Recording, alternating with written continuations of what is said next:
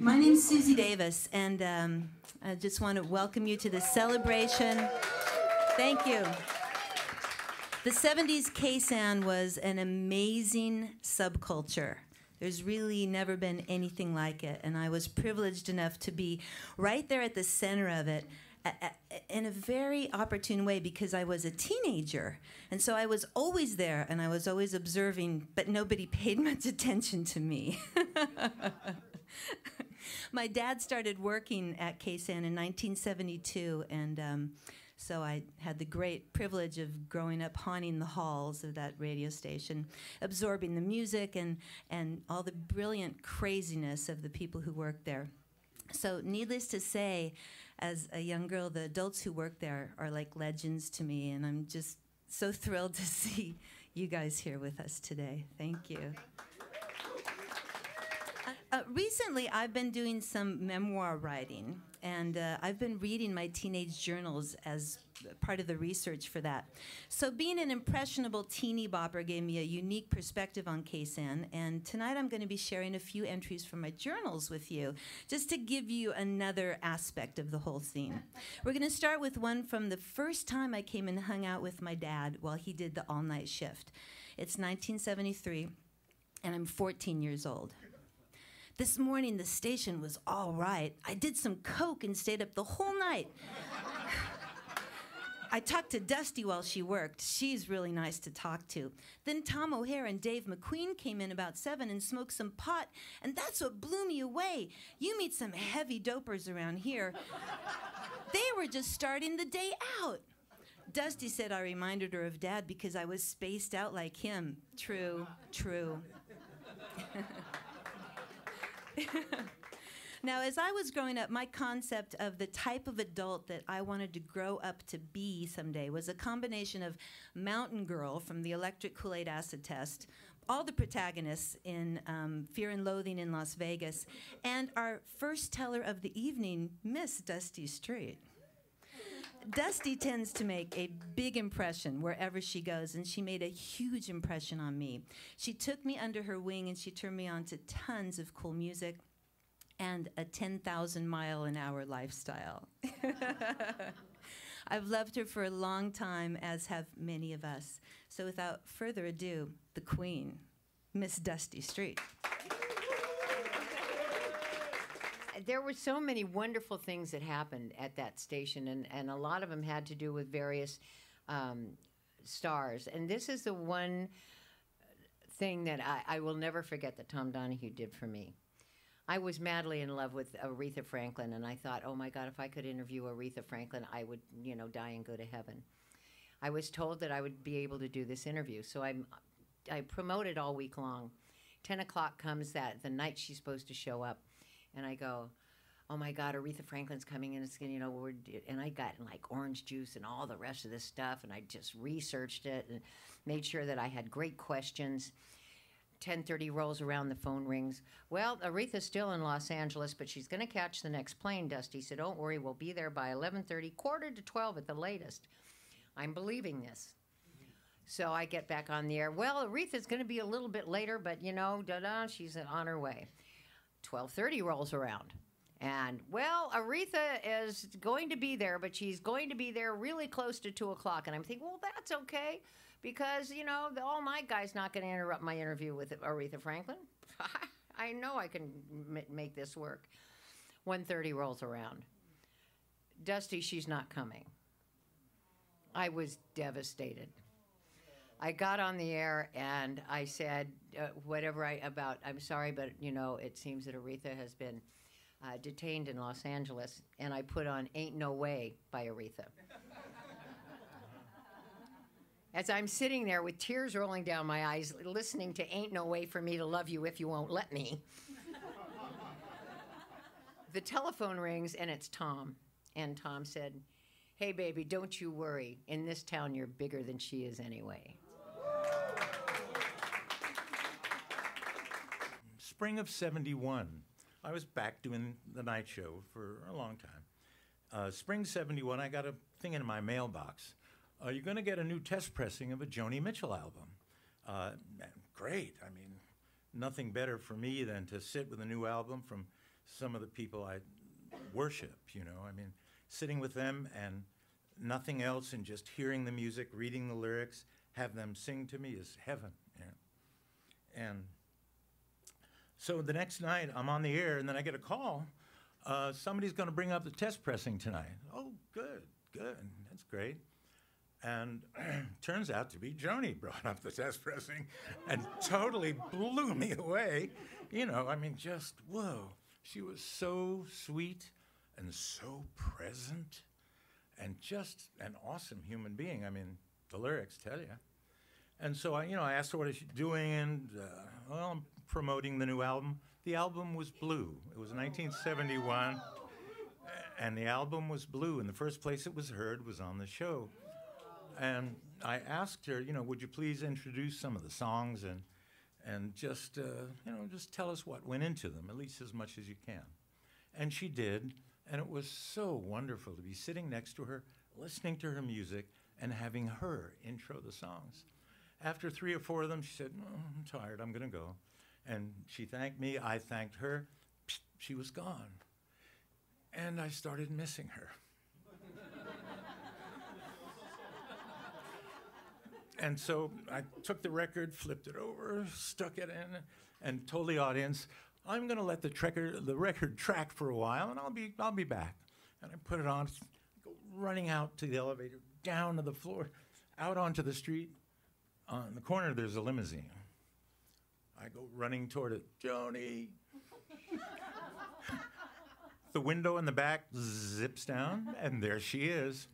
I go up to the, said, Joni, little Mary, I just wanted to kiss you goodbye. And she put up her face in the window. And I leaned down and I kissed her goodbye. And the rest of the night was magic.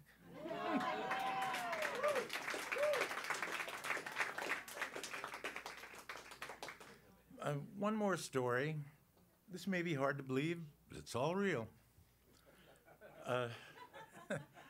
2 months after KSAN started, which was May of '68, July '68, I was asked to be an MC of a concert at Frost Amphitheater on the Stanford campus. Lovely, lovely place in a beautiful corner of the campus. And I said, yeah, sounds like fun. And there were going to be 4 acts. First act, we all get there, and it was a gray day, but whatever. The first act was Creedence Clearwater. They had they had released their first LP the month before. Did a nice set, great, boom. Second act, Santana. They hadn't even recorded yet. Wow. And halfway through the set, oh no, the rain starts coming down. Very lightly, but it was coming down. I waited to the end of the song, ran out, and said, folks, you don't want the concert to stop, right? No, they shouted back. Okay, I'd like you to do something. I know it's a little weird, but please bear with me. I'd like you to push up the rain. I said, just do this, do this. Everybody, do this. And almost nobody did it. Maybe 100 people out of 10,000 that were there, they did it because I know you don't want to look stupid, but still, what do you got to lose? At which point, everybody in Santana's band started pushing up the rain, at which point, everybody in the audience started pushing up the rain, at which point, the rain stopped. There's more to this. The third act was Quicksilver Messenger Service. That set went off well. The headline act at that time was the Chambers Brothers, because they had time, what is it? Thank you. And so their second or third song in is wade in the water, children.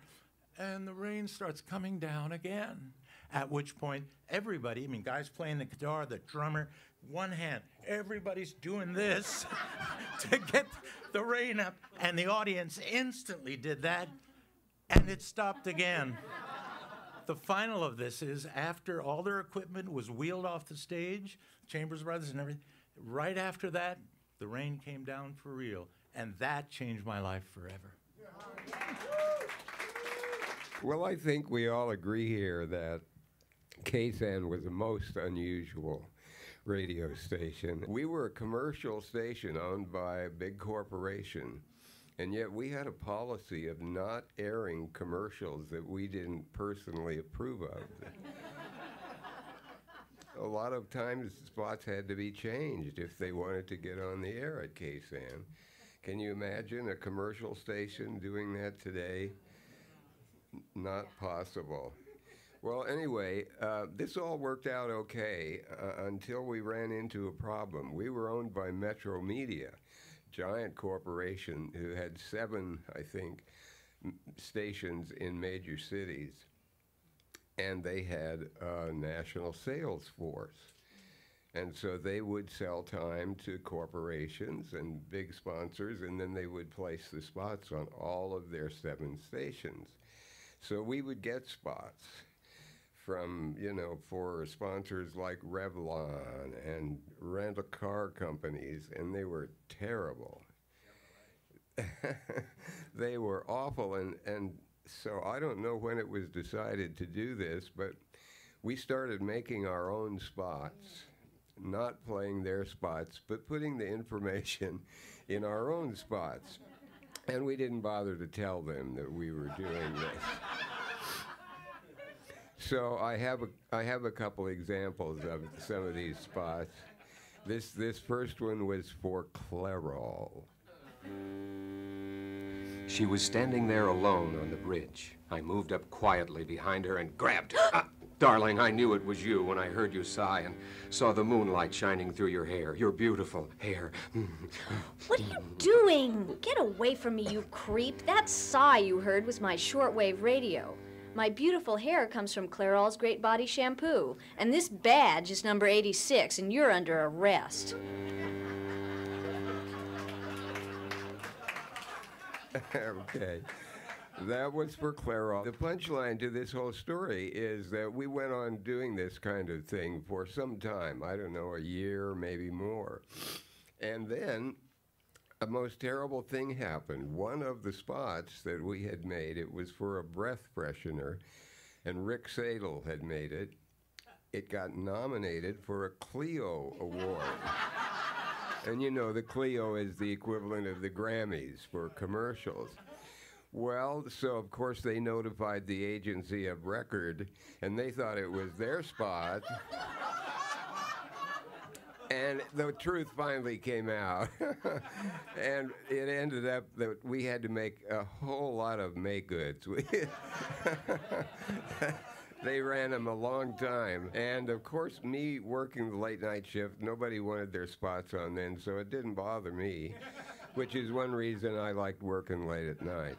We had the best that you could have, and it wasn't because of us, it was because of the time and the place. I mean, here we are on the West Coast. We had great venues, all the Fillmores and Avalons and Boarding House and Longshoremen's Hall. We had so many bands that could go out and play live, and we could play them. Jeffrey Pollack, who ran the old Waldorf, used to book some of his acts because of what we played on KSAN. If I was playing Graham Parker or Roxy Music or any of the myriad of artists that we played that no one else played. I mean, later on there was competition, so other stations did play it. But in the beginning, we were all by ourselves. And Dusty and I, being both in our early 20s, we're like kids in a candy store, right? For the idea that we had a radio station at a time that we could do something like listeners' personals. and that they worked. And that every Thanksgiving, we would do the Thanksgiving turkey trade, where hundreds of people would write in and say, we have 2 extra places at our Thanksgiving table. And other people would write in and say, we don't have anywhere to go for Thanksgiving. And we put together hundreds of groupings of people, some of which probably lasted beyond just Thanksgiving, and nobody ever complained or said that they'd had a difficult time of it. Just to imagine that happening in a world that we have today is not canny to me. I just wanted to say, and I think all of us probably here agree, there just couldn't have been more fun. You know, and I really want to just thank, there are people in this room now that I came to work at KSAN, I was quite young, and I just thank you for helping me learn whatever it is I've learned over the years, because you were instrumental in doing so.